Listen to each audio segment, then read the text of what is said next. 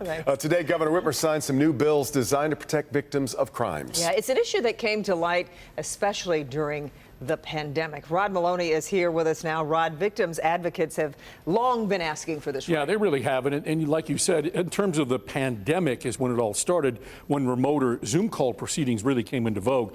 The biggest concern here is for victims or witnesses and that information, their personal information, getting into the wrong hands.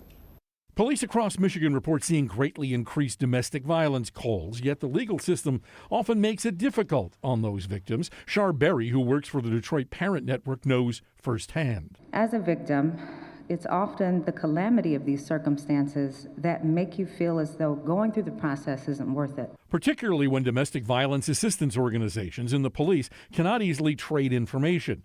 There also was concern over witnesses or victims' personal information finding its way into the wrong hands, says Yvette Brown from Haven of Oakland County. Today is a big win for survivors. These new bills add some layer of protection that were so desperately needed and may potentially create an opportunity for others to feel confident in taking that first step in the healing process. Much of this became an issue during the pandemic. The bipartisan four-bill package now allows for things like victim remote video testimony and the blurring of faces in those calls to protect identities. Governor Gretchen Whitmer is happy with these four new bills. We know that there's greater access when people are testifying remotely, but we also don't want to inadvertently share information with an abuser or someone else who's got bad intentions when it's hard enough to tell your story as a survivor. So that's just two high-level things that these bills do, but I'm encouraged by this, and I'm hopeful we can continue working on ways to make Michigan safer.